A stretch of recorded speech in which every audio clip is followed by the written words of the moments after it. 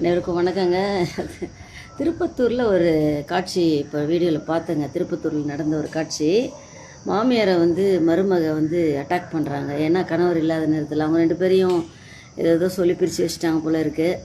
அதனால் அவங்க கோவத்தில் மாமியார் அட்டாக் பண்ணுறாங்க. பெண்கள் எல்லாருக்கும் ஒரு அன்பான வேண்டுகோள், நீங்கள் கல்யாணம் ஆகிற வரைக்கும் உங்களுக்கு உங்கள் பிள்ளை சொந்தம். அதுக்கப்புறம் சொந்தம் இல்லைன்னு நான் சொல்ல வரல.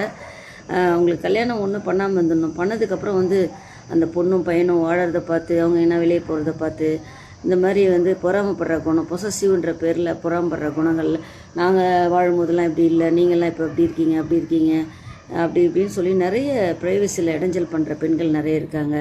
அது மாதிரிலாம் தயவுசெய்து பண்ணாதீங்க. அவங்க வாழ்க்கையை அவங்க வாழட்டும். உங்களுக்கு ஹெல்ப் பண்ண முடிஞ்சால் பண்ண போகிறாங்க. கண்டிப்பாக முடிஞ்ச அளவுக்கு தனியாகவே வச்சுருங்க எல்லாரையும்.